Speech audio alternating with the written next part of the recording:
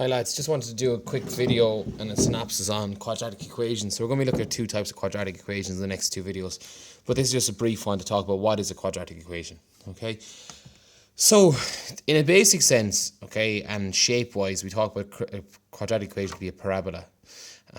So a parabola is a shape that goes up and back down, or other way speaking, down and back up.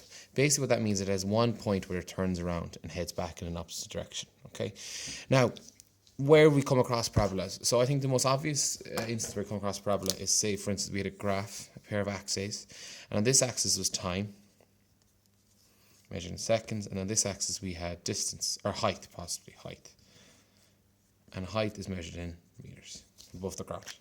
If we were to throw a ball up in the air, it would travel for a period of time, and it would get higher and higher and higher and higher and higher and higher. And then it would start to slow down. And as it slowed down, it would begin to fall back down to the ground.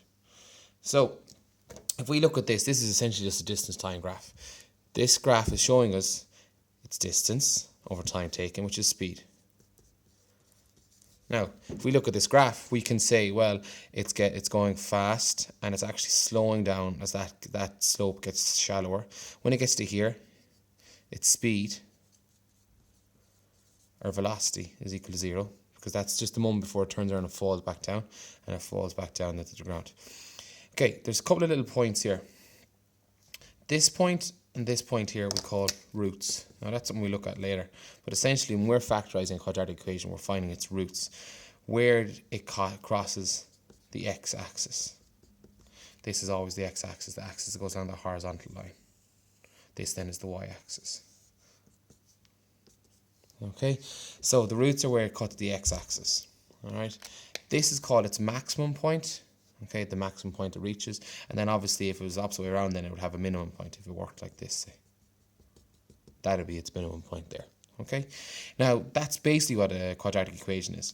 So when we're learning how to factorize a quadratic equation, we're hopefully eventually working to figure out what roots are and why we need those. These roots would be useful for, say, for instance, someone telling you, well, when did the person throw the ball? 0 seconds. But how long did the whole journey take? So you'd say, well, if one root exists at 0 seconds, t is equal to 0.